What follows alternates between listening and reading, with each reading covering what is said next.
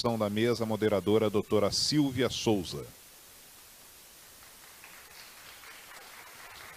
Eu passo a palavra e a condução dos trabalhos para a doutora Silvia Souza, desejando a todos um ótimo trabalho.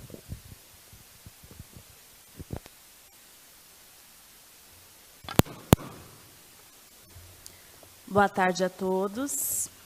Nós já tivemos vários momentos maravilhosos de debate e vamos continuar ainda mais um pouco. E agradeço já de antemão a organização do evento, que está sendo maravilhosa. Eu sou Silvia, sou advogada, eu sou militante da Educafro, que é uma entidade que trabalha na causa do negro, principalmente nas questões de cotas raciais, né?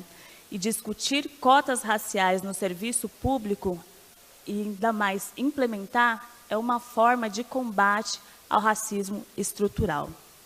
O racismo que estrutura a sociedade, ele se renova à medida em que ele é combatido.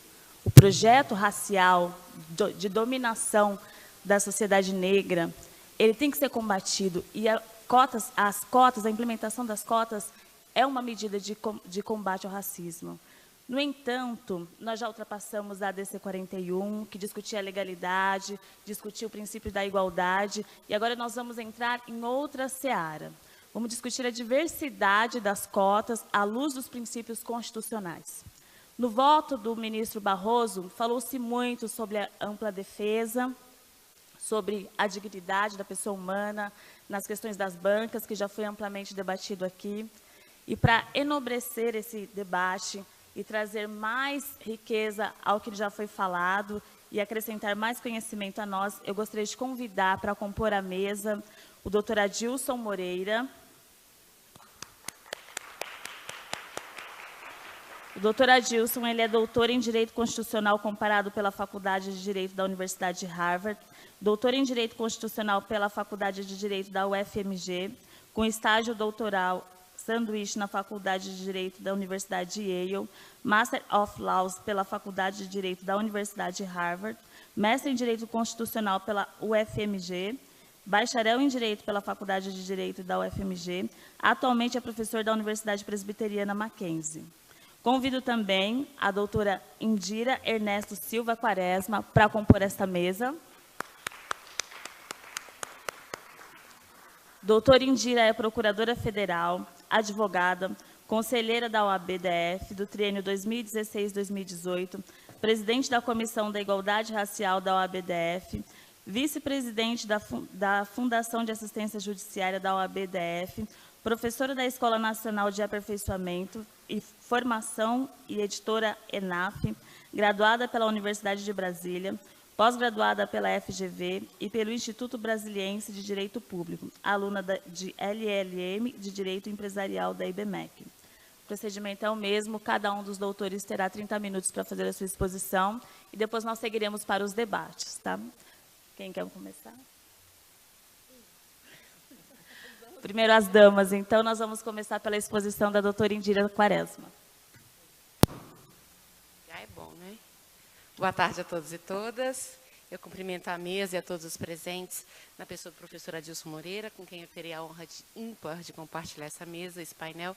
Eu agradeço imensamente ao convite da organização para participar desse evento. E eu, sinceramente, espero estar à altura das expectativas, que possa corresponder às expectativas que foram depositadas em mim nessa tarde. Kofi Annan, vocês lembram dele?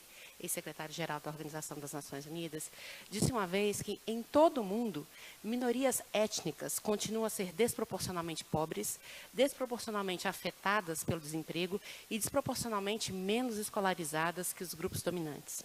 Estão subrepresentadas nas estruturas políticas e superrepresentadas nas prisões. Têm menos acesso a serviços de saúde de qualidade e, consequentemente, menor expectativa de vida. Estas e outras formas de injustiça social são uma cruel realidade do nosso tempo, mas não precisam ser inevitáveis no nosso futuro.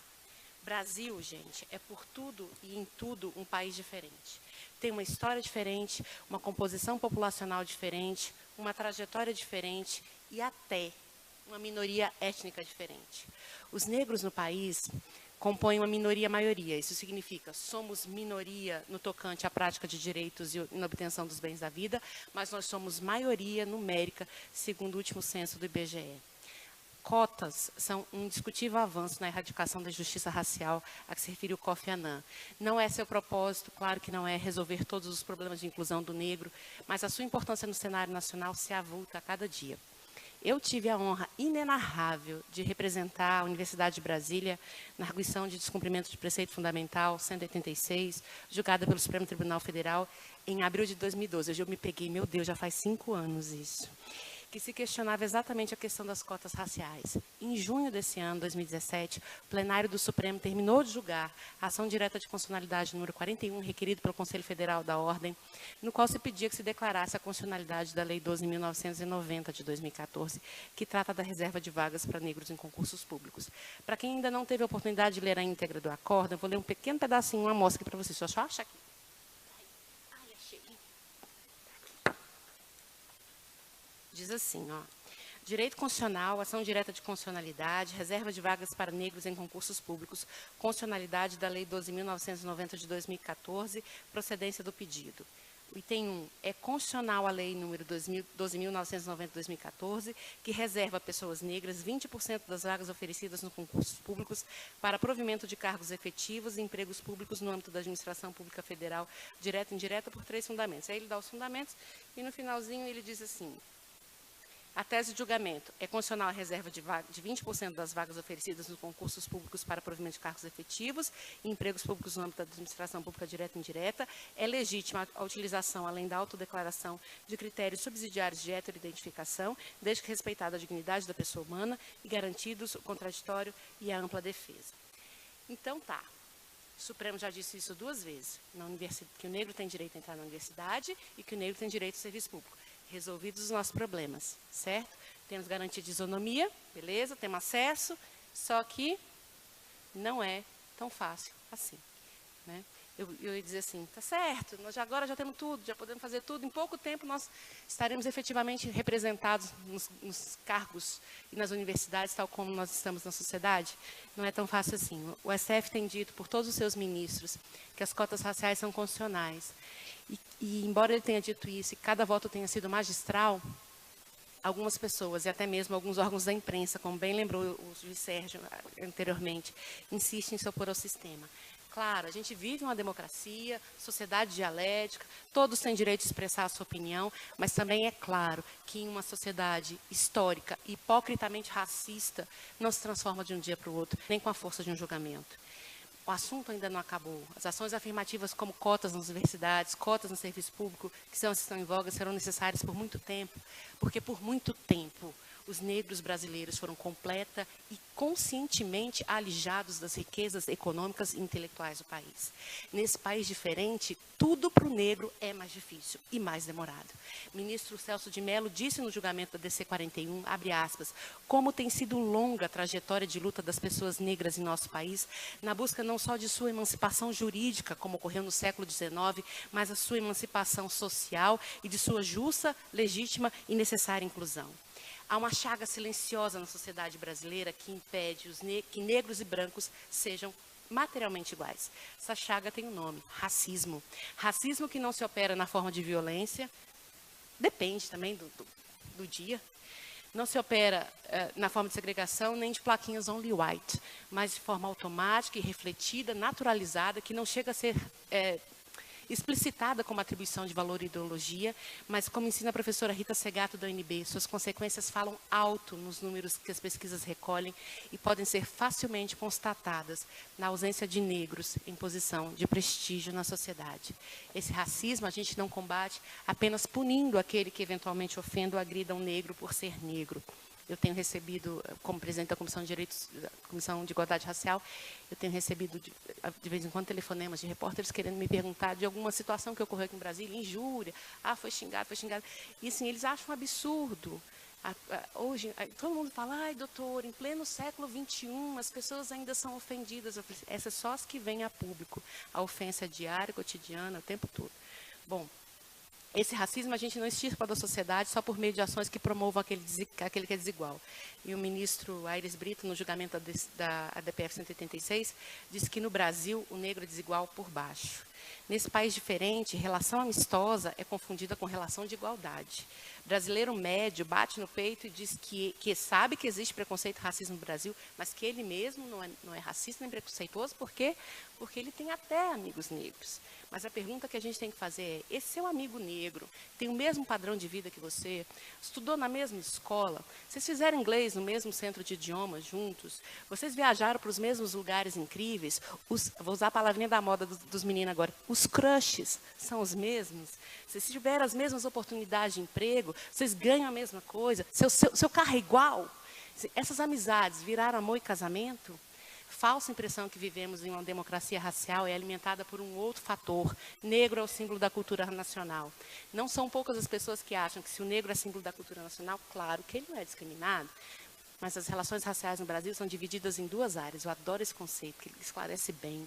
Áreas duras e áreas moles. Os antropólogos afirmam que nas áreas duras a cor da pessoa tem maior importância e nas áreas moles não. Quais são as áreas duras? Trabalho, universidade, mercado matrimonial. E as áreas moles são cultura, lazer e religião. O sociólogo argentino Carlos Rasenbaug afirma que é na complexa relação família, educação e mercado de trabalho que se define o lugar que a pessoa irá ocupar na hierarquia social. E é aqui que, para a maioria dos negros, se estruturam as suas condições de exclusão e subordinação. Por sua vez, as áreas moles do relacionamento são as que alimentam formas antigas e novas de preconceitos e visões estereotipadas dos negros. Senhores, senhoras, não é normal, em um país onde mais de 50% da população se autodeclara negro, não haver negros na mesma proporção em posição de prestígio e destaque na sociedade. Não é normal eu entrar em universidade pública e poder contar nos dedos os negros pretos e pardos entre alunos e professores de tão poucos que são. Não é normal entrar em um órgão público e ver poucos servidores negros e menos negros ainda em posição de chefia. Na DC 41, o ministro Ricardo Lewandowski recordou que em sua gestão à frente do CNJ, em 2015, 2 anos atrás, foi feito o primeiro censo judiciário que apontou que 1,4% dos juízes são negros e 14% pardos. A população negra brasileira carrega um estigma criado pela ideologia racista e reforçado pela ausência de negros nos bancos e nas cátedras universitárias, nos altos postos do governo, nos poderes da União, nas profissões de prestígio, CEOs de empresa. Esse estigma é o da incompetência, que abala a mais poderosa força motora que qualquer pessoa tem dentro de si, autoestima. O racismo brasileiro trabalha na autoestima individual e coletiva dos negros desde pequenininhos. Para quê? Para incentivar a gente? Não, para derrubar. A comunidade negra brasileira precisa de personalidades emblemáticas. Eu disse isso no STF e repito aqui. Há um consenso na sociologia que o negro só experimenta ascensão social forte através futebol, música e narcotráfico. Então, se o menino negro não tiver o talento do Neymar, e se a menina negra não tiver a aptidão da Ludmilla, tá? Se ambos não forem capturados pelas teias do narcotráfico, que tipo de emprego eles terão? Do tipo braçal, do tipo de pouco desafio intelectual, do tipo de baixa remuneração. Que tipo de motivação as crianças e jovens negros terão se eles olham para os profissionais de sucesso, eu não me refiro aqui a celebridades, tá?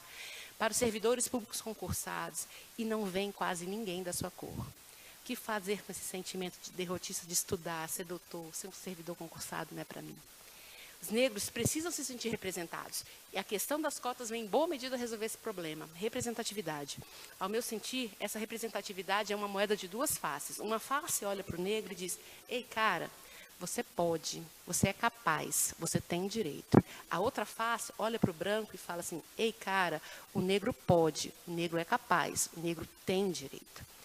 Precisamos de outros modelos de sucesso. Não é o sucesso meteórico que transforma o anônimo em ídolo do dia para a noite, mas é o sucesso normal, materializado nas grandes e pequenas conquistas cotidianas, o prazer na profissão que escolheu, a própria liberdade de escolher a sua profissão, o acesso a bens básicos e supérfluos, a estabilidade econômica, o amor, enfim, a liberdade em seu sentido mais amplo. Outro aspecto bastante recorrente, que já foi falado muito aqui essa tarde, sobre cotas e ações afirmativas, é a suposta dificuldade de identificar quem é negro no Brasil justamente por conta da nossa mestiçagem ou miscigenação. Ou seja, isso é um discurso que vem desde a DPF 186. Pelo fato de sermos intensamente miscigenados, haveria uma necessidade de se aferir ancestralidade através de exames genéticos. E aí já virou folclore a história de que o neguinho da beija-flor, como tem mais 60% de DNA europeu, devia ser chamado de branquinho da beija-flor. Fundação Palmares, na defesa que ela apresentou no STF, disse o seguinte: os negros, claros e escuros, são negros e não consta na nossa história, ou mesmo no inconsciente coletivo nacional, que haja dificuldades técnicas ou que haja necessidade de confirmação científica para que uma pessoa negra seja identificado e corra o risco da discriminação, do preconceito e do racismo em qualquer ambiente que esteja. Os olhares brasileiros identificam negros em qualquer ambiente. E nós somos, assim, reconhecidos para todas as situações, reportadas em jornais, revistas, televisão, trabalhos científicos e no nosso cotidiano. Racismo no Brasil, como disse Horácio Nogueira, é de marca, não é de origem. Nós, brasileiros, observamos, sim, fenótipos e não genótipos. Eu tenho um amigo, e aí amigo no conceito que eu dei aqui para vocês, que ele é assessor do TRF, aqui em Brasília. Preto, último tom, bem escuro. E ele é casado com mulher branca, parda clara, vamos lá.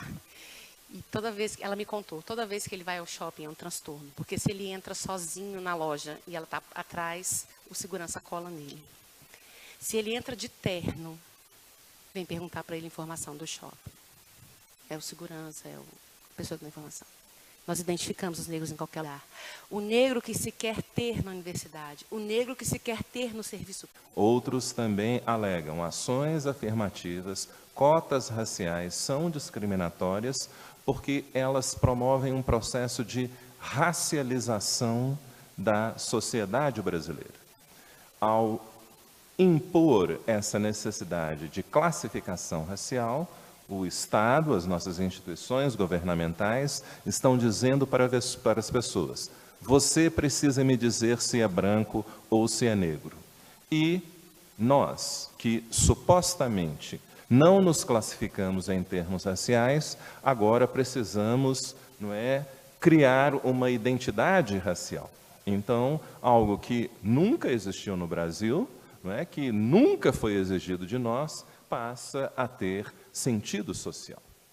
Bem, a palavra discriminação, o termo discriminação, tem implicações constitucionais significativas. A nossa Constituição da República, diversos tratados internacionais de direitos humanos, logo nos primeiros artigos, dizem de forma clara: a discriminação é incompatível com o princípio da igualdade. Todos esses documentos jurídicos, portanto, incorporam o princípio da não discriminação. Mas, novamente, quando nós lemos essas decisões judiciais, esses artigos acadêmicos, matérias jornalísticas, ninguém fala o que é discriminação. Alguns autores mais sofisticados afirmam: a discriminação é um tratamento intencional, arbitrário, de um determinado grupo, partindo de um julgamento negativo. Ou seja, essa é a expressão do que nós chamamos de discriminação direta, a primeira formulação do termo discriminação, que ainda influencia boa parte do nosso judiciário, do meio acadêmico e também daqueles jornalistas um pouco mais sofisticados.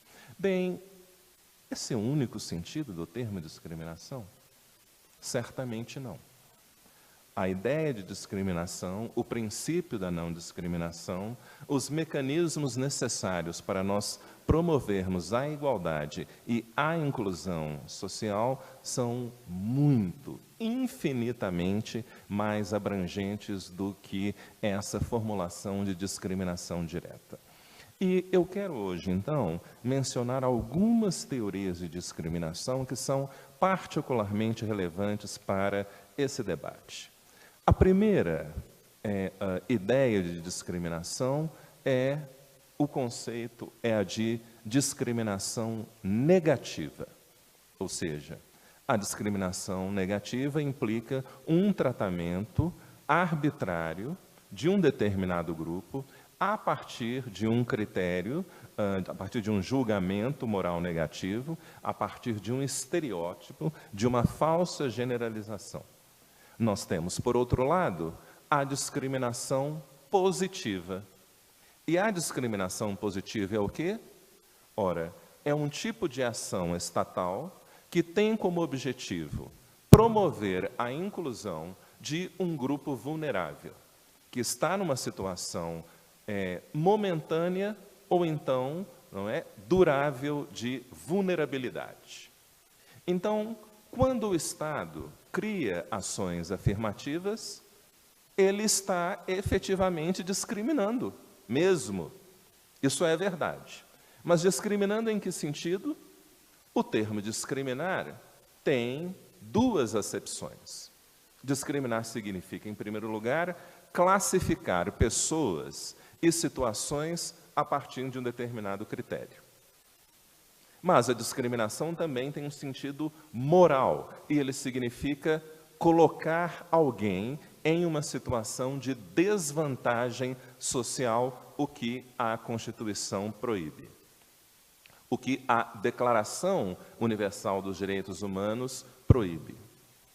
Então, qual é a relevância dessa primeira distinção para nós? Essa ideia de que, bastante difundida, de que ações afirmativas são práticas discriminatórias contra negros e principalmente contra brancos, é inteiramente falsa. O Estado não discrimina brancos, não discrimina negros quando implementa ações afirmativas, porque o objetivo aqui não é, ao contrário do caso da discriminação negativa, impor um estigma, não é discriminar a partir de um julgamento negativo, pelo contrário, é promover a inclusão social. Uma outra teoria de discriminação extremamente relevante para nós é a ideia de discriminação indireta. E esse termo é muito importante, nós temos aqui um grande especialista nisso, o professor Roger Halp, pode falar muito melhor do que eu procurarei falar um pouco sobre isso. Ora, a ideia de discriminação indireta, ela prescinde dessa característica da discriminação direta. Na discriminação indireta, nós não percebemos a ideia de intencionalidade. A discriminação indireta ocorre quando uma norma, uma prática, tem um efeito desproporcional sobre um grupo que já enfrenta uma situação de desvantagem. Então, quando a atual administração eliminou o Programa Nacional de Alfabetização, nós temos aqui um caso claro de discriminação indireta. Porque qual era o grupo que mais se beneficiava desse programa? Pessoas negras. E, fundamentalmente, homens negros adultos. Uma outra teoria de discriminação relevantíssima para a discussão sobre cotas no serviço público, em concursos públicos, é a ideia de discriminação organizacional formulada ao longo dos últimos 20 anos por alguns estudiosos norte-americanos. E é curioso porque essa teoria surgiu a partir da demanda de empresas privadas que implementaram ações afirmativas, mas que depois de um certo tempo perceberam, são as mesmas pessoas que continuam no poder. Nós precisamos entender isso. A ideia de discriminação organizacional está relacionada a duas questões. Primeiro, da discriminação inconsciente e segundo, da cultura institucional. Ora, a discriminação inconsciente significa o quê? Nós, seres humanos, raciocinamos por um processo de categorização e generalização. Nós estamos sempre tentando classificar a multidão de estímulos que nós recebemos a todo momento. Nós tentamos dar sentido a eles. Então, quando nós estamos diante da mesma situação, quando nós recebemos esse mesmo estímulo, nós vamos fazer o quê? Analisar essa situação a partir da nossa experiência anterior. Então, o estereótipo é uma falsa generalização e ele forma o quê? Esquemas mentais. Eles determinam a forma como nós percebemos o mundo. E essas percepções são internalizadas e elas atuam tanto no plano consciente como no plano consciente como no plano inconsciente também. E dentro do contexto de um emprego, dentro de uma discussão sobre quem será promovido ou não, o que acontece? Eu acabo de entrevistar 4 pessoas, 3 brancas e uma negra. Nas pessoas, quando eu entrevistei as 3 pessoas brancas, a roupa delas não foi objeto de minha preocupação. O sotaque delas também não me preocupou em nada. Mas quando chega a pessoa negra, quando chega a mulher, quando chega o nordestino, o deficiente físico ou o homossexual, o que acontece? Esses elementos que foram irrelevantes nas entrevistas anteriores começam a ter significação. Mas será que nós devemos mesmo promover ou então aceitar essa pessoa? E o sotaque? Será que os nossos clientes não vão ficar chateados com esse sotaque? Não é? Bem, um outro elemento importante da ideia da discriminação organizacional é o da cultura institucional. Ora, todas as instituições têm um funcionário ideal. E quem é o funcionário ideal? É o homem branco, heterossexual, de classe média e de preferência louro de olhos azuis. Vamos imaginar a seguinte situação. Pessoal, eu sou um advogado sênior do Pinheiro Neto e eu vim aqui hoje selecionar alunos para estágio nesse extraordinário escritório. E nós queremos pessoas que tenham personalidades assertivas, sujeitos que chegam num lugar e são capazes de se impor, indivíduos que têm o poder de debate, de persuasão. Essas características estão culturalmente associadas a quem? A homens. Então, quando você está lá debatendo, quem nós vamos promover? Nós vamos promover esse fulano, que obviamente eles têm essas características. Então, quem está de fora, bom, não houve uma discriminação.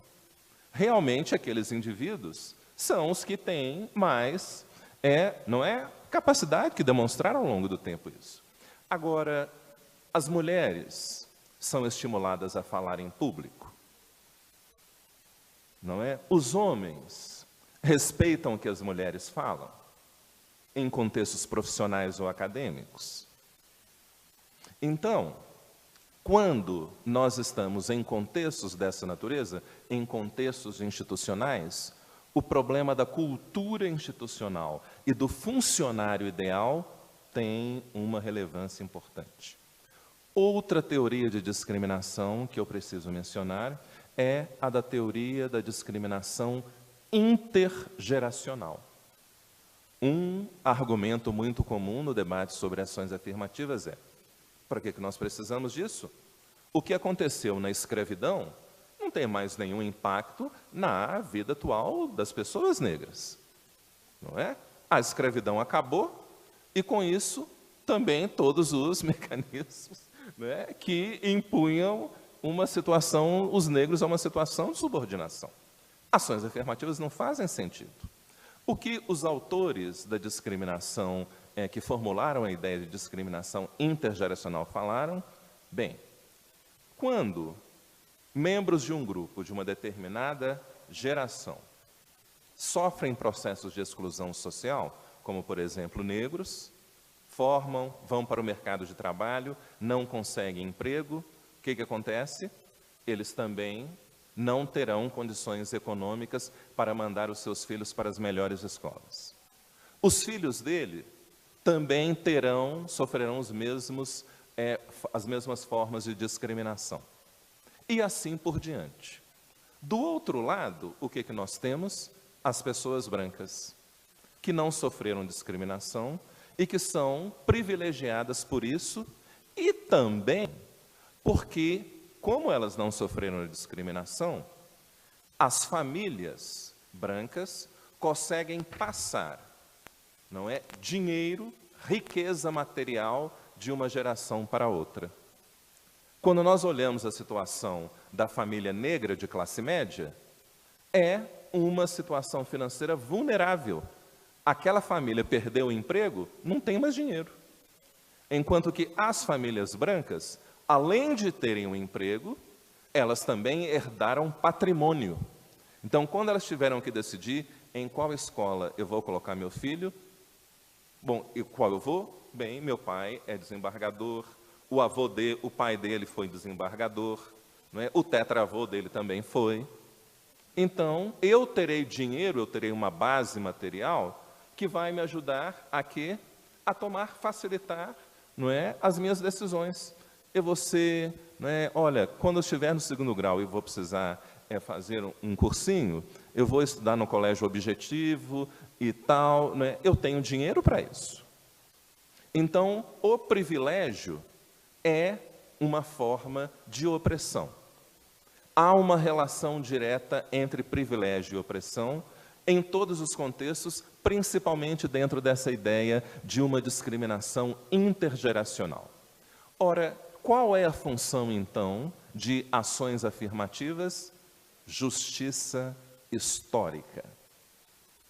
Ações afirmativas são mecanismos legalmente legítimos e que podem, né, atingir um objetivo que está colocado constitucionalmente, que é a formação de uma sociedade justa, solidária. E quando nós lemos lá o artigo 3º, ele está falando do quê? Ele está falando da necessidade de proteção de grupos sociais. E por que que as teorias de discriminação que eu mencionei são relevantes? Porque um dos argumentos presentes em dezenas e dezenas de ações, de decisões judiciais é o quê? O princípio constitucional da igualdade protege indivíduos. O brasileiro é um povo miscigenado, não é? É um povo que é produto de uma série de heranças genéticas. Então, políticas de inclusão devem simplesmente mirar o quê? O indivíduo, e não grupos sociais. Ora, mecanismos discriminatórios recaem sobre o quê? Sobre a identidade de grupos. E, portanto, a igualdade não foi feita para proteger, bom, ela foi, historicamente, mas atualmente ela não pode ser compreendida como um mecanismo que foi criado apenas para proteger indivíduos. Bem, um outro argumento muito presente nos debates sobre ações afirmativas é o problema da miscigenação. Então, qual é o ponto central desse argumento? Como é que nós vamos implementar ações afirmativas no Brasil? Nós nem sequer podemos identificar os seus beneficiários. Não é mesmo? Essas políticas podem até ser, não é, elas podem até representar um ideal legítimo, mas elas não podem ser operacionalizadas. Porque o povo brasileiro, ele é miscigenado e, portanto, essa política está fadada ao fracasso. Bem, ok, mas tem uma coisa aqui que já foi sugerida pela professora Indira. O povo brasileiro pode ser miscigenado, mas os grupos que ocupam praticamente todas as posições de poder no Brasil, poder econômico, poder político, dentro das academias, é racialmente homogêneo. Isso significa o seguinte: o argumento da miscigenação deve ser abandonado? Não, não deve. Ele deve ser reformulado. Nós precisamos fazer o quê? Miscigenar o círculo do poder. E para isso, nós precisamos de ações afirmativas. É por meio da miscigenação dos círculos do poder que nós poderemos criar uma sociedade mais inclusiva. Mas, professor Adilson, Nós temos base constitucional para isso? A professora Indira leu a decisão do Supremo Tribunal Federal. Na parte final dessa decisão, o Supremo, o ministro Lewandowski, mais especificamente, menciona a ideia de diversidade. Um termo muito combatido nos Estados Unidos, lugar no qual ele teve origem. Isso foi um critério formulado pela Suprema Corte dos Estados Unidos, mas, em 2003, a Suprema Corte reformulou esse critério e deu a ele um caráter substantivo. A juíza Sandra O'Connor disse o seguinte: olha, diversidade não significa apenas colorismo, tá? Diversidade não vem apenas do interesse em nós termos uma classe de alunos ou um grupo de funcionários de todas as cores. Diversidade tem uma dimensão democrática. Nós vivemos em uma sociedade pluralista e dentro de uma sociedade pluralista, é o que dizem os autores da Escola Deliberativa dos Direitos Humanos, nós precisamos garantir que todos os grupos sociais estejam adequadamente representados no processo decisório. Isso é uma democracia e a diversidade, o princípio da diversidade, nos ajuda a efetivar a dimensão material que uma democracia deve ter. Então, quando nós olhamos, por exemplo, outros princípios constitucionais, como o princípio do interesse público, o princípio da eficiência, não é? Será que isso tem alguma relevância para esse debate? Esses princípios têm sido largamente utilizados para combater ações afirmativas em concursos públicos. O que as pessoas dizem? A Constituição fala do princípio da eficiência. E o princípio da eficiência, casado com o princípio da meritocracia, diz o quê? Ações afirmativas são inconstitucionais. Num concurso público, nós precisamos selecionar aquelas pessoas que são mais capazes. É o que está na Constituição. Bem, só que não, meu filho. O negócio não é assim, não. Vejam só.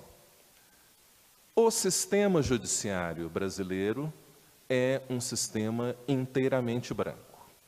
E não há nenhum outro poder no Brasil que precisa ser miscigenado mais do que o sistema judiciário.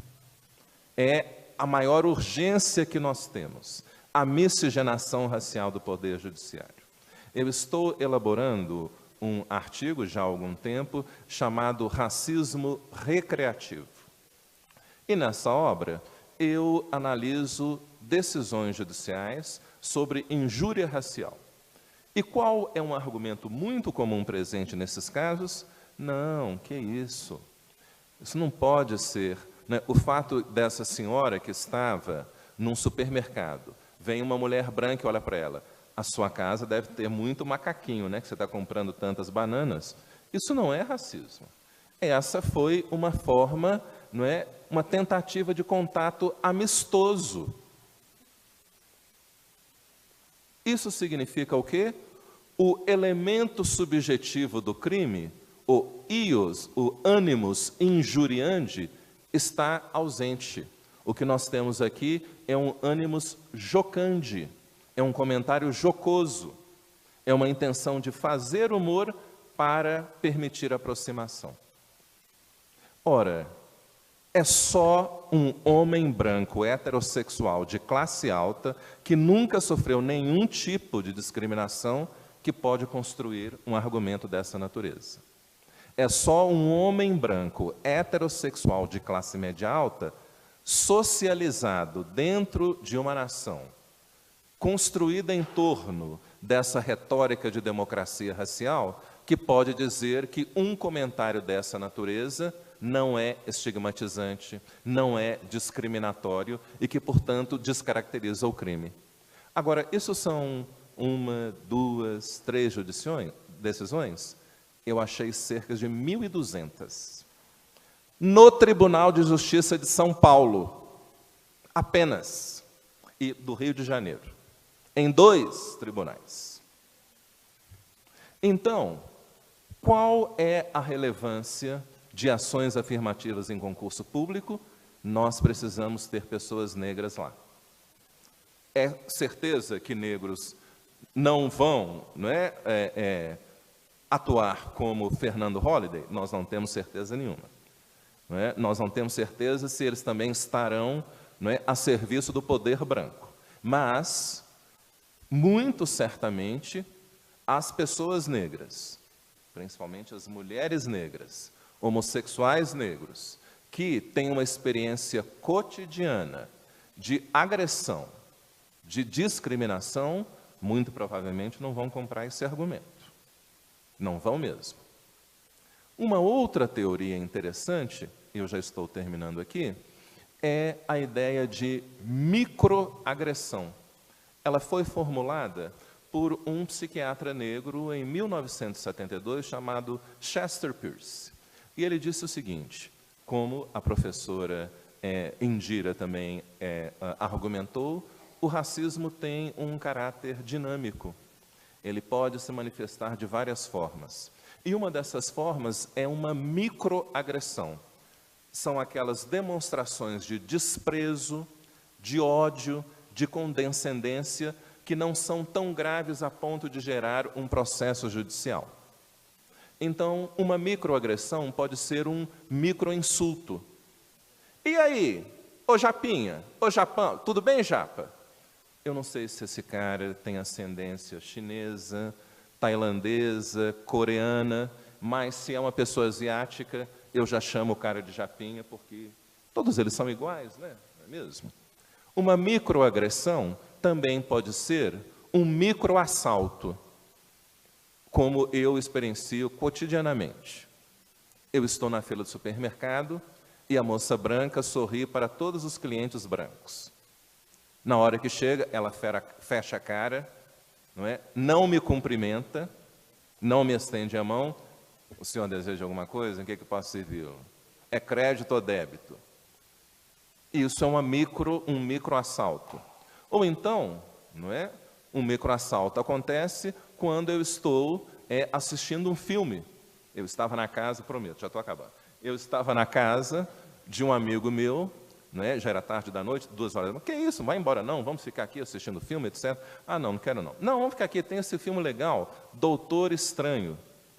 Velho, eu não quero mais assistir filme de homens brancos salvando o mundo. Ai, que absurdo! Você vê racismo em tudo, pelo amor de Deus, não sei o quê. Ah, tudo bem, beleza. Começa o filme. O homem branco sofre um acidente. Ele é um cirurgião e, portanto, as mãos são um instrumento de trabalho dele.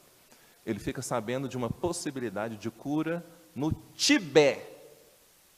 Aí ele vai para o Tibete, e quando ele chega no Tibete, ele é assaltado por um homem negro. Gente, qual é a porcentagem de pessoas negras no Tibete? Ela é tão alta para ter um problema de criminalidade negra lá? Uma microagressão também pode ser uma microinvalidação. Todas as mulheres dessa sala já foram vítimas de uma microinvalidação. Ah, mas isso é mimimi, não é?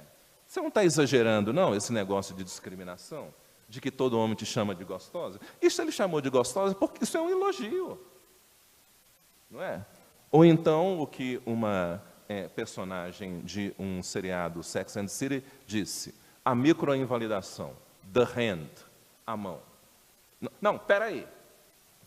Em todos os momentos lá das reuniões de trabalho, o cara... Não, peraí, deixa eu falar. As mulheres, em qualquer discussão de boteco, não, peraí. As mulheres... Para que eu vou ouvir mulher? Não é? E nós sofremos essas microagressões, esses microassaltos, essas microinvalidações o tempo inteiro. Como, por exemplo, lendo o jornal Estado de Minas. Final de semana monstruoso. 6 pessoas mortas. 3 homens,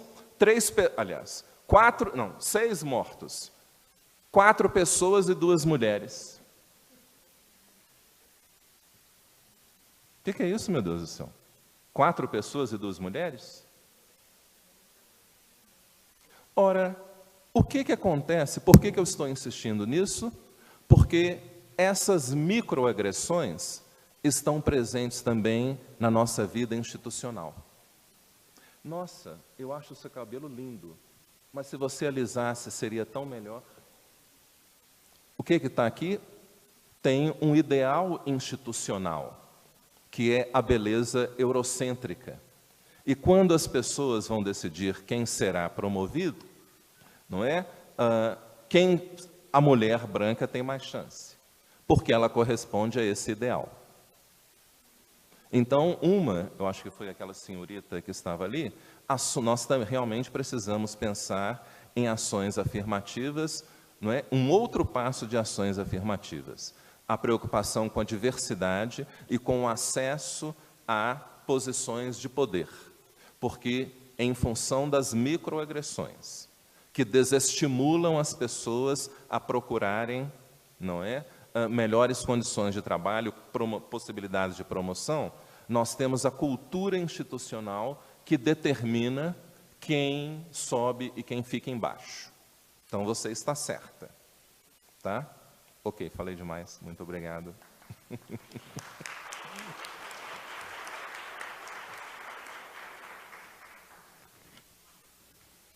Agradeço aos professores pela brilhante exposição, foi realmente muito, acrescentou demais. Gostaria de saber quem quer fazer pergunta, né? Quem quer se inscrever para fazer pergunta, já se posiciona aqui. E eu quero iniciar fazendo uma pergunta, né?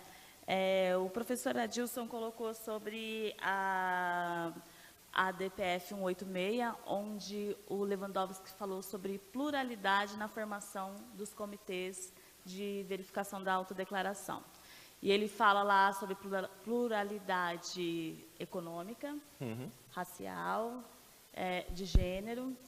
E, em contrapartida, este ano, o TJSP lançou 4 concursos, magistratura, assistente social, psicólogo e escrevente. Anteriormente, ele editou uma resolução constituindo as bancas, né? E a banca é formada por um médico, um juiz e um assistente social, sendo esses 2 últimos membros dos tribunais. Professora Indira, como garantir a pluralidade, garantir a concretude da ação afirmativa diante de uma banca aparentemente já institucionalizada, onde o racismo, a gente já conhece São Paulo, é muito forte? Sim. Eu realmente não estou de acordo com isso. Não estou de acordo com isso, primeiro por uma questão objetiva. A vasta maioria dos membros do MP, a vasta maioria dos membros do Judiciário não sabem o que é discriminação. E quando eu falo não sabem o que é discriminação, não sabem nem porque nunca experienciaram e também experimentaram, né, sofreram, melhor dizendo, e também porque não têm conhecimento técnico jurídico do termo. Então, se você perguntar para eles, senhor juiz, senhor promotor, o que é a discriminação institucional? A discriminação interseccional, não é? O conhecimento da discriminação interseccional é de suma relevância para nós analisarmos a questão das desigualdades raciais no Brasil. Eu te garanto que a maioria dos ministros do Supremo Tribunal Federal não sabem o que é isso. Então, definitivamente, isso não pode acontecer. Eu faço parte de 2 comissões de avaliação de concurso. E essas comissões são compostas, sim, por um funcionário, por 2 funcionários do coisa, mas são 2 mulheres negras. E são 3 homens negros, e os 3, além de ser negros, também são militantes, um militante do movimento negro, e os outros 2, eu inclusive, somos professores pesquisadores sobre a questão racial. Eu acho que essa é uma forma mais adequada de se enfrentar isso. E eu só quero complementar o seguinte: eu não estou defendendo nenhum tipo de essencialismo, no sentido de que só pessoas negras, só mulheres, só homossexuais, só deficientes físicos sabem o que é discriminação. Eu sou professor universitário, eu sei dou aula de direito, eu sei qual é o tipo de formação acadêmica que as pessoas têm, e nenhuma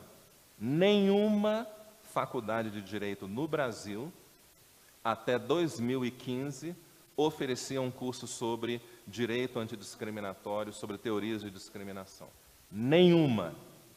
Então, essas pessoas não têm conhecimento técnico disso. Eu posso afirmar isso com toda clareza. Obrigada, Bom? professor. As perguntas?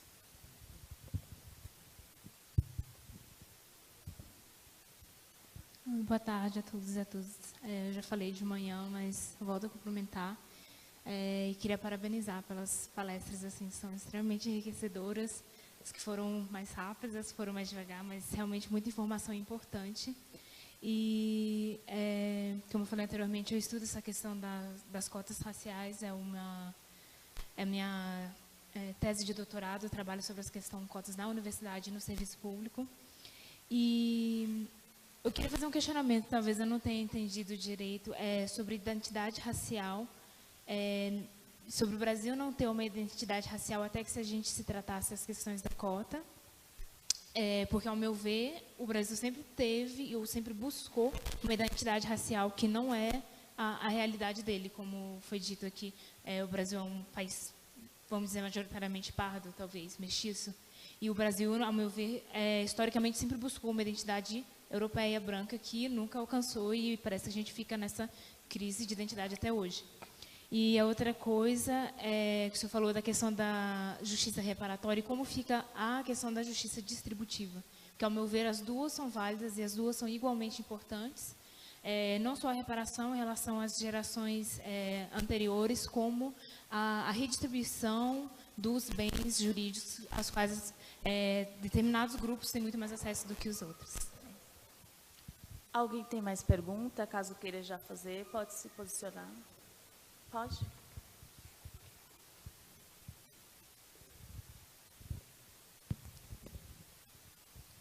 Boa tarde, meu nome é Hilton Sacramento. Na verdade, já comentei um pouco aqui pela manhã sobre isso, sou perito da Polícia Civil, perito técnico. E acho que nesse momento, né, onde a gente já conseguiu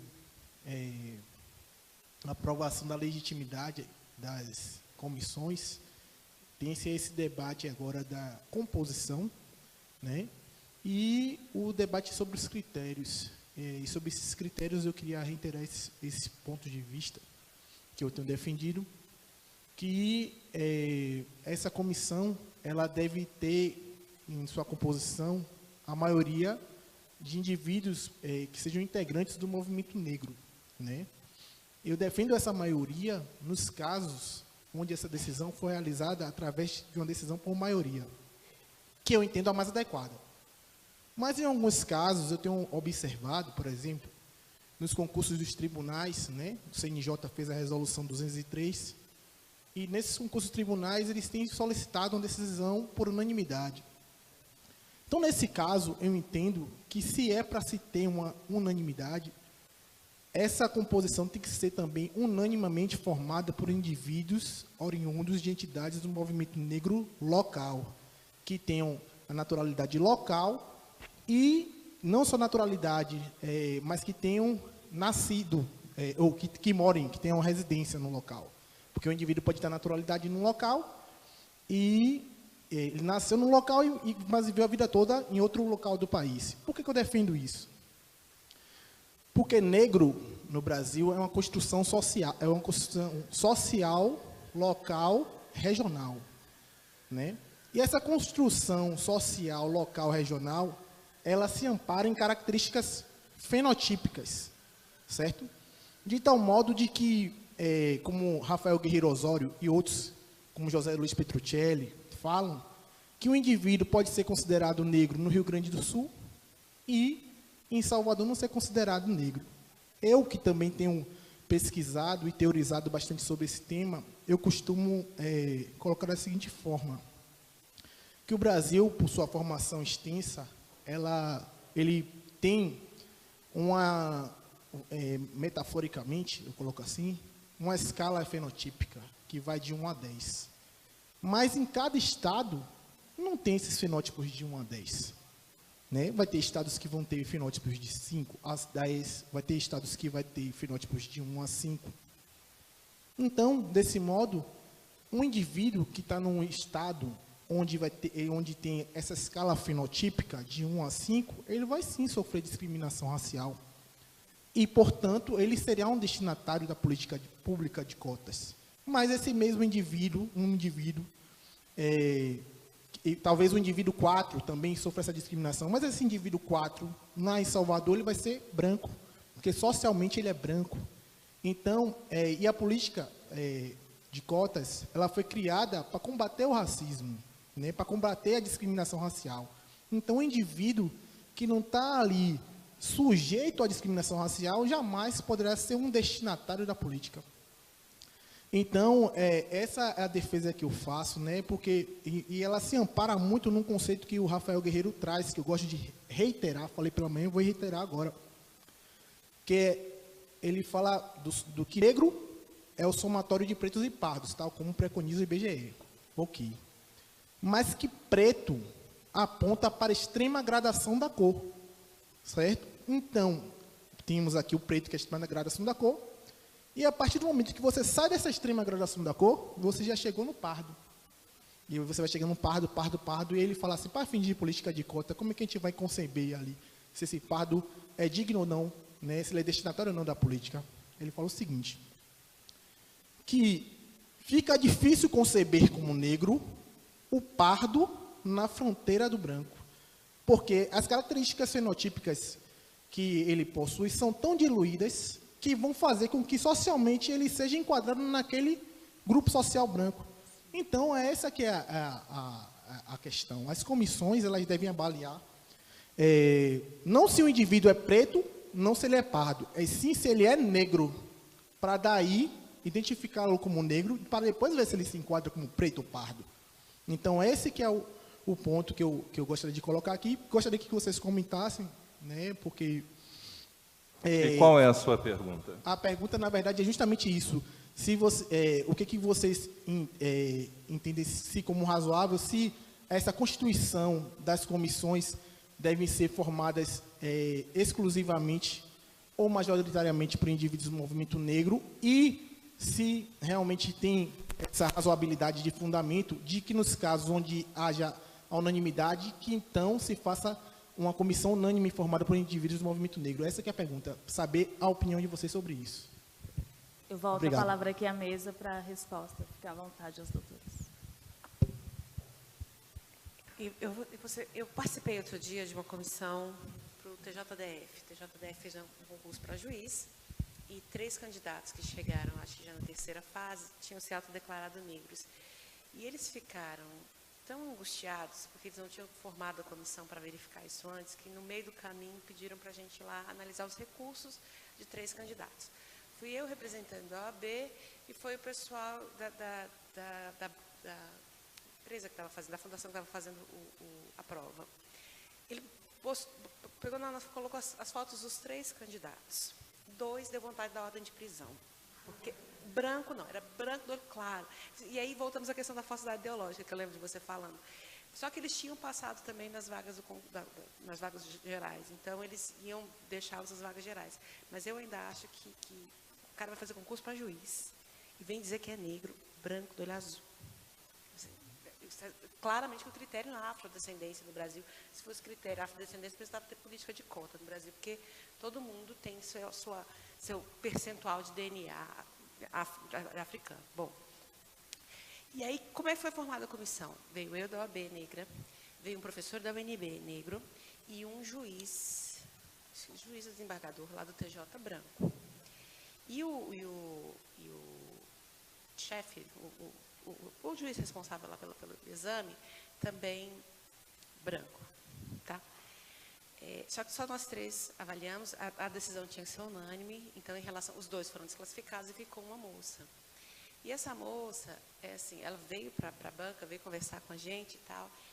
Você olhava para ela, e você, claro, não era uma mulher negra, não era aquela menina que sofreu discriminação na vida dela. Não foi. Aí depois ela fez o recurso e disse, não, porque ela tinha escovado o cabelo. Não é questão dela ter escovado o cabelo, não era negra. Ela nunca se viu negra, né? Ela não sofreu discriminação, ela não foi humilhada por ser negra, ela não teve impedimento de acesso de nada, por exemplo, porque ela não é negra. Entendeu? A decisão foi unânime. E aí você me fala, só o pessoal do movimento negro sabe quem é negro? Eu acho que não. O branco sabe quem é negro. O branco sabe quem é negro. Minha filha, eu gosto de contar esse exemplo, eu tenho 3 meninas, 3 futuras procuradoras federais. A pequenininha, quando ela tinha 4 anos, a gente morava num prédio lá em Águas Claras, entrava uma moça negra no elevador, vestidinha de branco, minha filha, perguntava assim, você é babá de quem?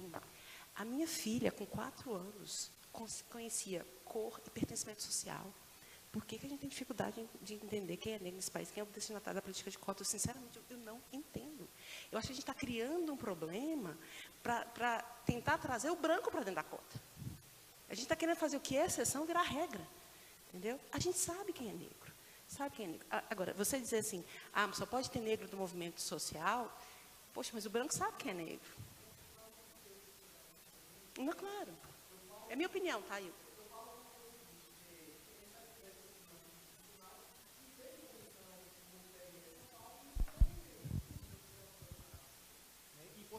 Aprovado pelas cotas, essa foto dele correu o Brasil todo, entende? Então, eu consigo perceber, não que outros não consigam identificar, mas a legitimidade, o interesse para que não haja fraude, ela reside no movimento negro, porque essa luta, ela veio pelo movimento negro. Então, o movimento negro em si é o mais interessado de todos, a sociedade toda interessada, mas eu consigo enxergar no movimento negro o maior interessado na legitimidade e na legalidade e na efetividade da política.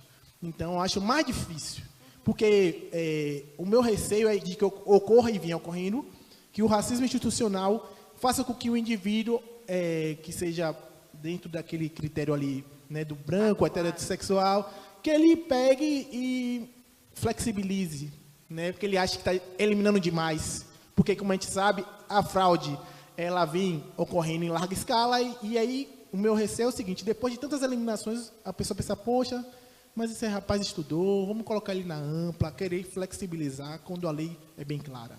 Né? Mais ou menos isso. E sabe, na hora que eu olhei a foto, na hora que a gente conversou com a moça, na hora que eu parei para pensar, eu falei assim, gente, na hora que sair a foto desses aprovados nesse concurso, vão dizer que vai ter uma cotista ali, vai ficar que nem onde está o Oli. Porque não vai achar negra na foto dos 12 concursados que passaram. Certo? Eu, particularmente, acho que não é necessário você ter exclusividade do movimento negro, mas o seu argumento é justo, é legítimo, mas também tem outro lado, né? Você pode ter pessoas que sejam do movimento negro, que radicalizem tanto, que não deixam mais também ninguém entrar. Professora Dilson. Em primeiro lugar, eu quero responder a pergunta da senhorita Mônica. Mônica, eu de forma alguma defendi a ideia de justiça reparatória, tentando excluir a ideia de justiça compensatória. Ações afirmativas podem ser legitimadas, justificadas a partir de uma diversidade enorme de argumentos. Entre elas, a ideia de justiça reparatória, de justiça histórica, de justiça compensatória. É curioso nós observarmos a diferença das posições assumidas pela Suprema Corte dos Estados Unidos e a Suprema Corte brasileira. Os norte-americanos recusaram, desde 1977, a ideia de justiça reparatória, compensatória, o conceito de role models como justificativa de ações afirmativas. Para eles, o único princípio constitucional que justifica essa medida é a ideia de diversidade, o interesse estatal na diversidade, só. Em relação à questão da comissão, de como ela deve ser composta, dos critérios de admissão. Eu faço parte de comissões do da Prefeitura de São Paulo e também da Defensoria Pública. Na Prefeitura, a minha primeira experiência foi o seguinte: foi aprovado um decreto, e nesse decreto tinha lá, foi a autodeclaração. O que aconteceu? Várias pessoas brancas, inclusive algumas loiras de olhos azuis, foram lá pleitear vagas. Muitas foram eliminadas. Felizmente, nós conseguimos reformular a lei.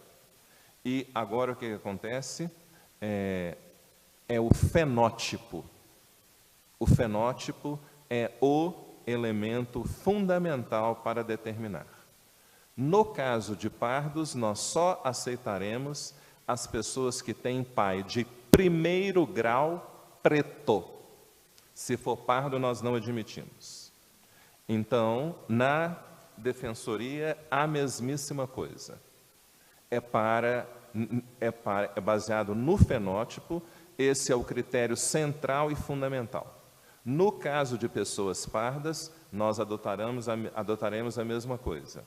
É o sujeito que tem pai ou mãe preto e que isso é demonstrado por documento. Se tiver lá pardo, está fora.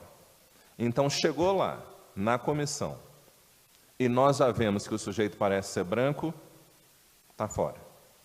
Nós perguntamos à pessoa, muito bem, como é que vai, como é a sua vida, tratamos coisas, mas imediatamente está fora. Então, essa mudança diminuiu os casos de fraude, assim, drasticamente. Drasticamente. O que nos resta é o problema do pardo claro. E mesmo assim, o nosso objetivo é proteger quem? Os pretos. Então, o objetivo é o sujeito preto.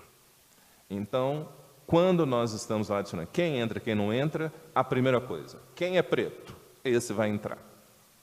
Tá? E aí, a partir disso, nós vamos discutindo a questão dos pardos. Em alguns casos, quando o sujeito traz a certidão de nascimento mostrando que tem pai ou mãe e só preto, nós deixamos ele entrar. E tem o fenótipo, não é? Ele entra. Quando não tem o fenótipo, isso já é, sabe, eliminado. Nem vem ancestralidade. Não tem o fenótipo, é um abraço. Tá? Isso elimina todos os problemas? Não, não elimina. Em relação à formação da comissão, duas coisas. O fato de uma pessoa ser negra não a capacita automaticamente para ocupar esse lugar. O fato de uma pessoa pertencer ao movimento negro também não a capacita para ocupar esse lugar. Então, quando comissões estão sendo formadas, é importante que as pessoas responsáveis sentem, debatam, discutam e avaliem efetivamente o conhecimento que essas pessoas têm para estar naquele lugar. E é claro que a advocacia, é claro que a experiência dentro do movimento negro diz para a pessoa, ensina em muita coisa, eu não tenho dúvida disso. Agora, dentro desse critério, é necessário algo mais. Então, nessa da comissão da Defensoria Pública, nós temos 3 pessoas que são professores universitários e que pesquisam, dedicam a vida a pesquisar isso. Então, são sujeitos ultra qualificados. E um deles também membro do movimento negro. Então, esse negócio, é negro, né? Você sabe tudo sobre racismo? Não, isso não é verdade. Você é gay, você sabe tudo sobre homofobia? Definitivamente não. Não é? Homens homossexuais, brancos, de classe alta, que são masculinos, não sofrem homofobia na vida deles. Eles podem sofrer as consequências, não é, de viverem uma vida escondida, de não poderem se projetar socialmente, mas no plano das relações sociais, no mercado de trabalho, ele pode esconder a sexualidade dele a vida inteira e não sofrer nenhuma discriminação. Obrigada, professor. Nós temos 2 inscritos, o Glesson e a doutora. Se alguém quiser mais se inscrever, é só sinalizar. Tudo bem. Bom. Eu só vou pedir para a gente respeitar o tempo de 3 minutos para a pergunta, tá bom? Obrigada. De novo, né? Eu peguei. Tá bem. Não, claro que é legítimo e necessário. Bom, duas coisinhas assim, né? Eu estava falando até com a doutora Dora, e ela disse assim, poxa, eu estava pensando em falar, tá, mas como eu tenho uma mesa amanhã, eu acabei não comentando nada, não. Digo, doutora, eu tenho uma mesa amanhã também, mas eu quero que, para mim, não é só um seminário, é uma discussão, né, de construção, eu quero convergir, divergir com cada um, com cada uma, né, porque acho que é assim que a gente avança. Então, eu quero me inscrever para comentar mesmo os comentários e o que os nossos palestrantes falaram. Duas coisas. Eu trabalho com um conceito que eu tenho criado que se chama hermenêutica jurídica da branquitude. Se tiver que explicá-lo numa frase, dá para dizer que é o seguinte: em cada possibilidade de interpretação, todo operador jurídico, isso desde o administrador público, da administração pública até o ministro, irá prejudicar o avanço ao combate racial. Né? É simples. Né? Então, a hermenêutica jurídica da branquitude, ela tem feito com que a gente esteja, por exemplo, criando alguns problemas que não temos. Né? Porque nós temos que dar conta e explicar num espaço onde nós não estamos. Né? E eu quero dar um exemplo nesse sentido. E por que eu estou falando isso? Quando, meu companheiro, o Tribunal de Justiça pede unanimidade na questão das cotas raciais, nós não temos que negociar. Tem que dizer isso é racismo, isso é hermenêutica jurídica da branquitude, exigir da política de cotas uma coisa que o direito como um todo nunca existiu. E eu falando uma discussão sobre o alcance jurídico da autodeclaração, e aí um camarada disse assim, não, mas isso é muito complexo. Eu peguei isso e disse assim, doutor, explique por gentileza que eu estou meio esquecido, o ex-tunc e o ex-nunc. E ele fez toda uma divagação. Eu digo, meu camarada, se tu acha isso jurídico, ou se tem uma discussão para defender juridicamente, como técnica, né, ex-tunc e ex-nunc não consegue entender que uma declaração ela pode ter efeitos jurídicos absolutos, uma declaração ela pode ter efeitos jurídicos relativos porque ela está ligada a uma legislação, então, meu camarada, é uma manifestação consciente ou inconsciente da hermenêutica jurídica da branquitude. E, doutor, nós avançamos ali, Rio Grande do Sul, o decreto estadual 52223, para quem quiser anotar, 52223, de 31 de dezembro de 2014. Esse decreto era para ser uma legislação, uma lei. Mas, num artigo que nós criamos, para quem compreende pessoa negra, aquele ou aquela que autodeclara, e que seja filho ou filha de pai ou mãe negro. O senhor falando a questão... Houve uma disputa, inclusive entre companheiros, né? Porque eles conseguiram, na hermenêutica jurídica da branquitude, entender o seguinte, que nós estamos criando um parágrafo inconstitucional porque estaremos discriminando filhos adotivos. Aí eu fiz a seguinte pergunta, doutor, isso quer dizer que eu, preto do último tom, alguém usou essa expressão que eu sempre utilizo, que eu sou, casado com uma outra mulher negra com a mesma tonalidade de pele, se nós adotarmos uma menina loira de olho azul, essa menina loira de olho azul entra por cotas raciais. Eles disseram sim. Eu digo hermenêutica jurídica da branquitude de novo. Porque não há como nós utilizarmos um expediente que é do direito de família, que é para proteger no direito de família, inclusive no que se refere à questão de herança, nós queremos utilizarmos para uma política de cotas raciais, onde tem funções muito específicas. E o outro problema que eu também quero concordar aqui com a banca, é que não se resolve, companheiros, por mais que a gente tenha, não se resolveria a questão das comissões também com o movimento negro, até porque nós temos um problema gigantesco de conceito do que é movimento negro. E falo eu, que sou militante de uma das organizações mais antigas do Brasil, que o ano que vem fará 40 anos, que é o Movimento Negro Unificado. Tá? Então, nós temos um problema muito sério de ONGs acham que é ou que de grupos partidários fazem discussão racial, acham que é movimento negro. Né? Então, obviamente, não resolve. Eu acho que o nosso objetivo principal é diminuir, não vamos resolver todos os problemas, isso eu já exorcizei de mim, né? Não tem como nós temos é que avançar isso, tirarmos os avós, porque a pessoa que diz que tem avô é porque não tem nem pai nem mãe negro, né? Por isso que ela traz na comissão, meu avô é negro. Bom, porque ele não tem nem pai e nem mãe negra, porque senão ele diz, eu sou filho de uma negra, eu sou filho de um negro. Eu acho que se a gente simplificar, a gente não complica. Obrigado.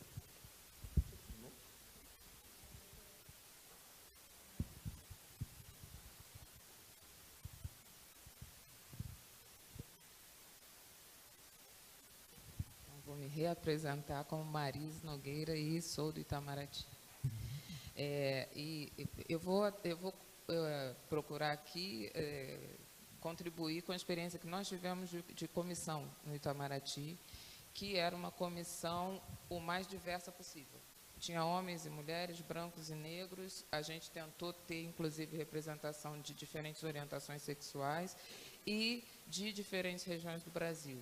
E isso a gente achou que realmente nos ajudou muito, porque os discursos mudam muito, né, de uma região do Brasil para outra. Então, a gente ouviu pessoas da Bahia que diziam que eu só descobri que era negra quando fui para São Paulo. E, ao contrário, a gente ouvia pessoas do Sul que acharam que eram negras a vida inteira e não eram, né? Bom, mas aí vamos às perguntas. Primeiro, agora voltando à cordialidade, agradecer muito, porque estou aprendendo bastante com todas as contribuições, né? E teve uma parte aqui que eu achei ótima da fala do professor Adilson, que é essa questão de miscigenação do círculo de poder. Porque nós precisamos, lá na primeira comissão, ou seja, eu fiz parte de 3 comissões lá, nós, como instituição, não sabíamos exatamente qual era o que se queria, porque a questão racial ainda é complexa e a gente está falando disso muito aqui, principalmente em relação aos pardos, né? Em relação aos pretos, a gente sabe. Mas a gente resolveu, então, já que o Itamaraty não nos disse, a alta chefia da casa, que nós precisávamos de um parâmetro. E nós resolvemos na comissão, depois de muita discussão entre essas pessoas brancas e negras, pessoas que estavam mais afim com essa temática ou não, que o que nós queríamos era colocar mais gente, dar uma cara preta para o Itamaraty. Então, aqueles afroconvenientes, que a gente começou a dizer, olha, o fulano que transita não é o que interessa. E aí eu vislumbro na sua fala uma possibilidade mesmo jurídica de a gente embasar esse critério. E é isso que eu gostaria de confirmar. Essa é a minha primeira pergunta. A outra pergunta inclusive, né, a outra pergunta é a questão da diversidade, se a Constituição brasileira sustenta a diversidade como o princípio da cota racial.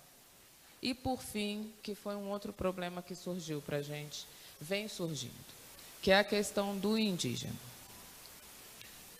Em uma das circunstâncias, nós realmente fomos aquilo que eu falei antes, né? Nós endurecemos e dissemos, a cota é para negros, está escrito aí. Tá, a gente sabe que o indígena vive uma situação que é de discriminação, de menos recursos, mas a cota é para negros, então é aquele fenótipo clássico do indígena, não. Depois a gente entendeu que é duro isso, porque até quando nós usamos o critério da cor da pele como um critério de negritude. E a gente tem um indígena brasileiro que, em geral, ele tem a pele escura, né? Então, essa é uma outra pergunta de como vocês têm tratado essa questão. Obrigada.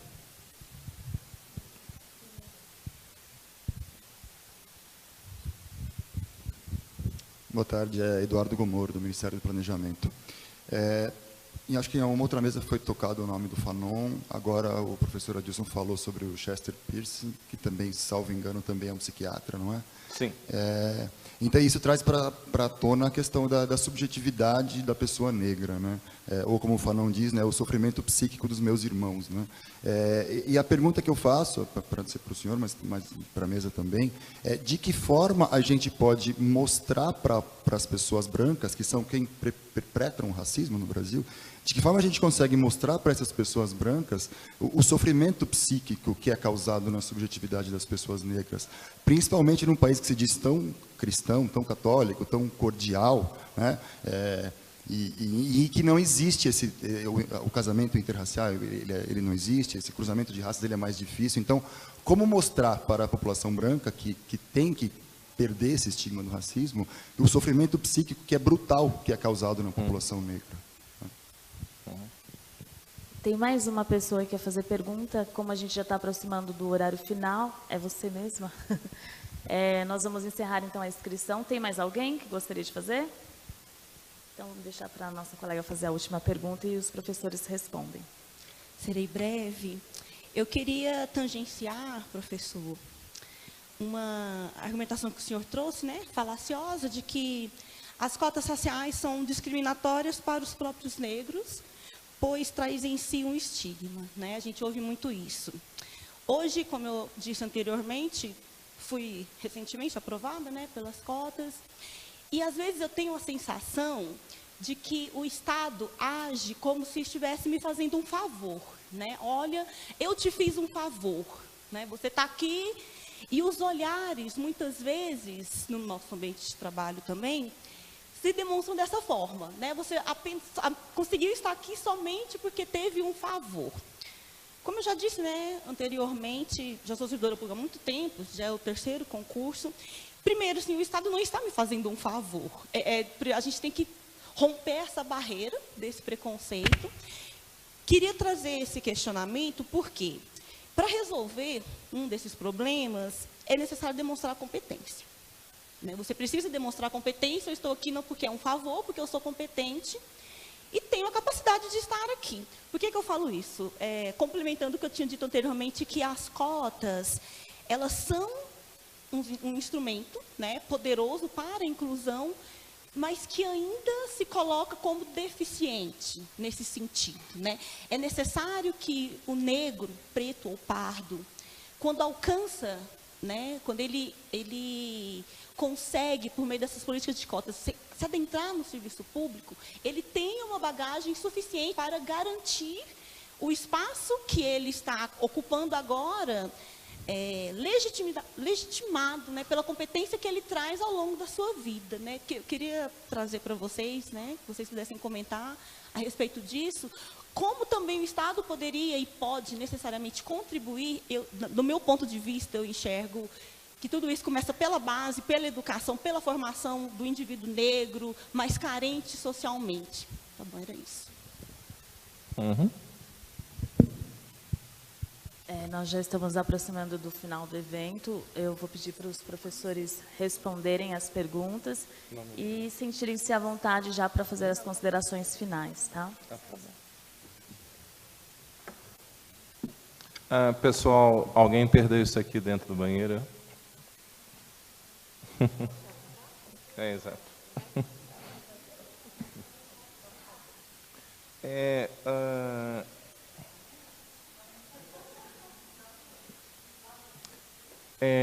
Eu quero começar, em primeiro lugar, respondendo a pergunta da Marise. Marise, em primeiro lugar, eu acho ótimo que vocês tiveram essa preocupação de, na formação dessas comissões, também incluir a questão da orientação sexual. E é uma pena que, quando nós estamos debatendo isso, a questão do gênero e também da orientação sexual não entre. Porque a mulher negra lésbica e o homem negro homossexual são as pessoas mais desprezadas na sociedade brasileira. Então, se negros heterossexuais sofrem discriminação, negros homossexuais estão numa situação terrível. E a coisa mais terrível ainda é que o movimento negro se recusa a reconhecer isso. A homofobia institucionalizada dentro do movimento negro é algo gravíssimo e, portanto, impede também que a discussão sobre justiça racial seja mais ampla, também possa englobar essa questão. Então, a primeira coisa que eu quero falar é isso. O movimento negro precisa discutir o problema da homofobia, tá certo? O segundo ponto, em relação aos indígenas. Nas duas experiências, nós utilizamos a declaração da FUNAI, sabe?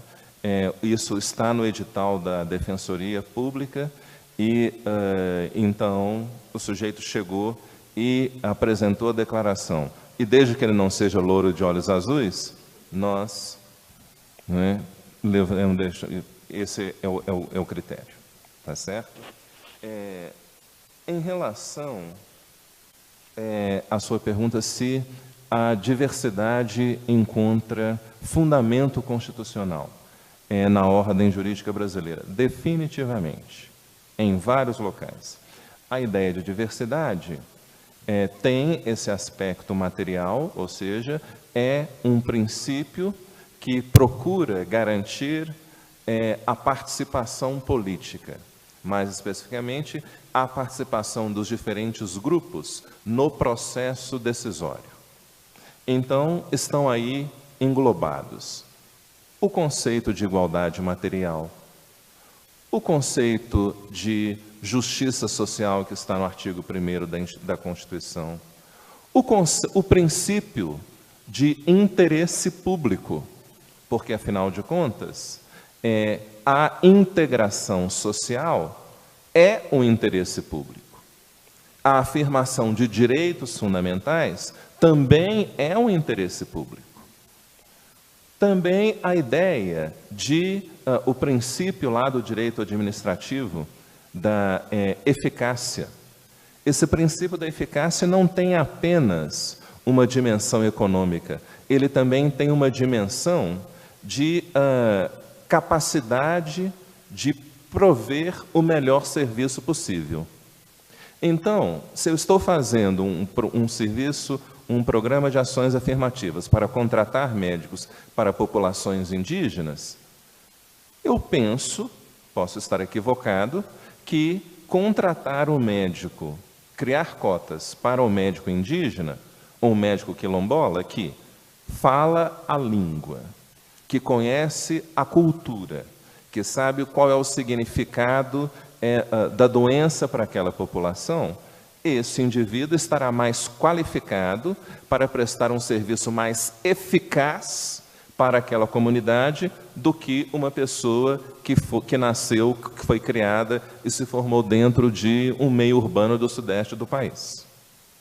Então, mais uma vez, até mesmo o princípio da eficácia também dá fundamentação para a ideia de diversidade. E, além disso, o preceito constitucional da meritocracia. Se nós pensarmos a meritocracia a partir do ponto de vista democrático, como propõe a professora Lenny Guinier, da Universidade de Harvard. Meritocracia não significa, segundo ela, garantir oportunidade para os indivíduos com melhor desempenho.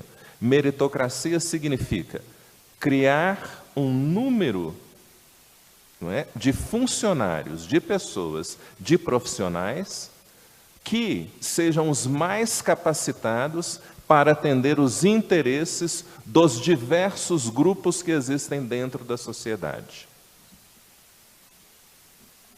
Então, a ideia de meritocracia é importante desse ponto de vista, como uma forma de legitimação democrática. Então, Nós vivemos no Brasil, que é uma sociedade multirracial, os diferentes grupos raciais precisam estar representados. Tá certo?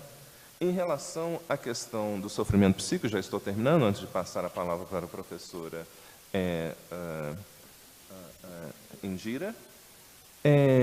Poxa, essa é uma questão difícil.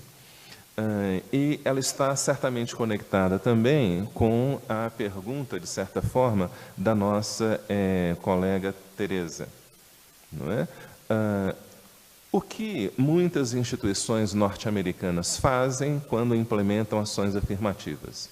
Elas simplesmente contratam pessoas de diferentes raças, de diferentes religiões e diferentes orientações sexuais? Não. Além disso, eles promovem um processo de integração muito mais amplo. Então, os indivíduos, eles são chamados para atividades dentro da empresa e também fora dela. Então, essas pessoas, elas criam laços de convivência que transcendem o espaço profissional. E, em função disso, elas começam a aprender com a diferença cultural, com o pluralismo cultural. E um dos elementos da ideia de diversidade é o seguinte: um corpo de funcionários diversificado é mais capaz de responder às exigências ou do mercado ou da população.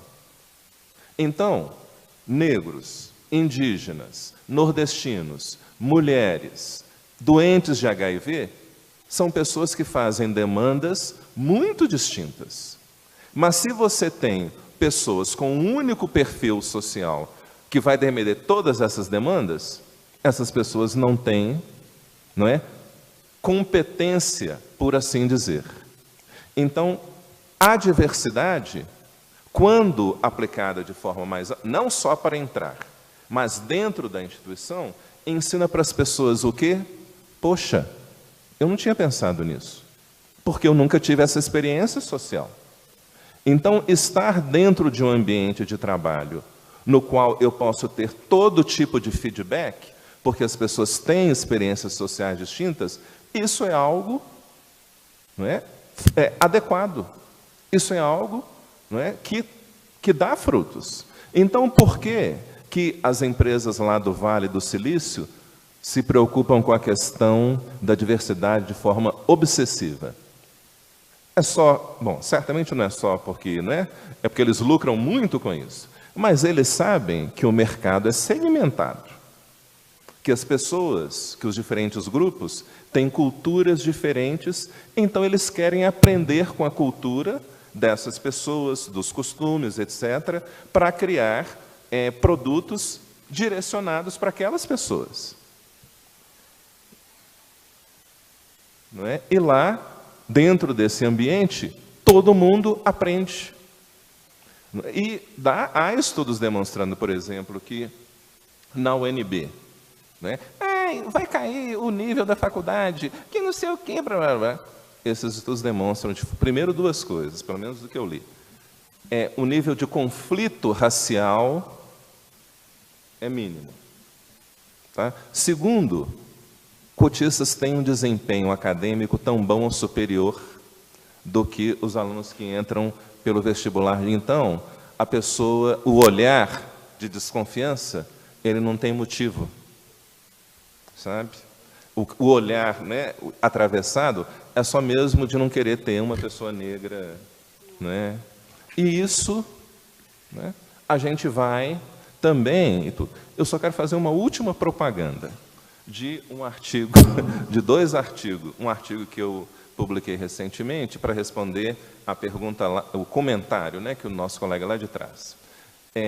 E também do nosso colega. Um deles se chama Eu Quero Ser um Super-Herói. E, apesar do nome, é um artigo jurídico. E, nesse artigo, eu estou trabalhando com o quê? Eu analiso toda uma série de decisões judiciais dos Estados Unidos, do Brasil e da África do Sul, que fala sobre a questão da representatividade. Eu me proponho a responder o seguinte: nós temos um direito constitucional a ser adequadamente representados nos meios de comunicação? O segundo artigo chama-se Pensando como um Negro, ensaio de hermenêutica jurídica, no qual eu utilizo o conceito de storytelling. Ao contrário de, não é, artigos jurídicos que simplesmente são baseados na teoria X, o autor falou, não. Eu só falo da minha experiência pessoal como um homem negro, como um jurista negro. E interpreto o princípio da igualdade, inclusive a constitucionalidade de ações afirmativas, a partir da minha experiência como um homem negro. E a primeira coisa, não é, eu começo o artigo falando exatamente de uma situação como essa. Eu estava em uma mesa discutindo cotas raciais, eu único negro, outros homens, alguns progressistas, outros conservadores. Os progressistas, eu queria falar dos aspectos constitucionais, mas não é, os brancos já falaram, depois eles pediram, não, há discriminação no Brasil? Sim, é claro, aí os conservadores, não, olha aqui, você estudou em Harvard, não tem discriminação nenhuma, não é? E eu sou filho de uma empregada doméstica e de um gari. E a coisa que apareceu foi, você não tem legitimidade para falar sobre racismo porque você estudou em Harvard.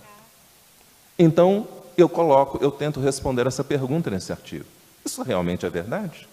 Eu não posso mais falar pelo oprimido porque eu tenho um diploma de um lugar famoso?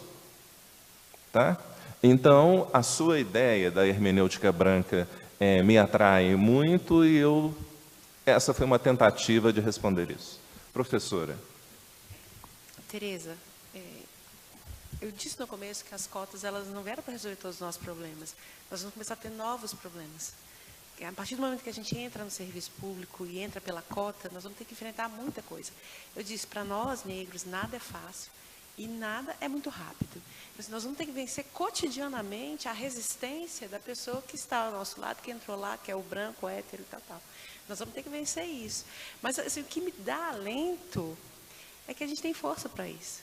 Nós viemos superando tanta coisa ao longo dos anos e séculos e tal.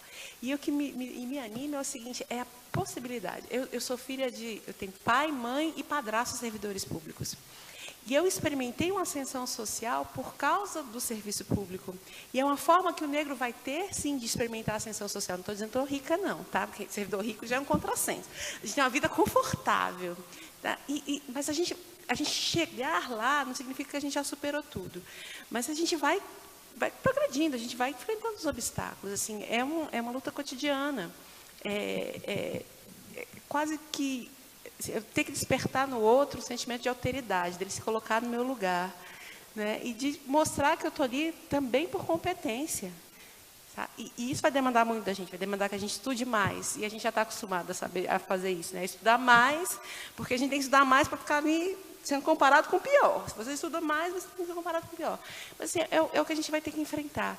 Se superar esse obstáculo da entrada, que eu também acho que as cotas não superam, nós ainda temos muitas circunstâncias para superar, assim, lá dentro nós vamos ter que começar a mudar a mentalidade. E eu concordo com o professor, a convivência com o outro é que me faz superar qualquer preconceito que eu tenho em relação ao outro. O pessoal da Holanda está com uma experiência muito interessante, eles fizeram um condomínio, em que eles estão colocando holandeses e refugiados, morando todo mundo junto em comunidade.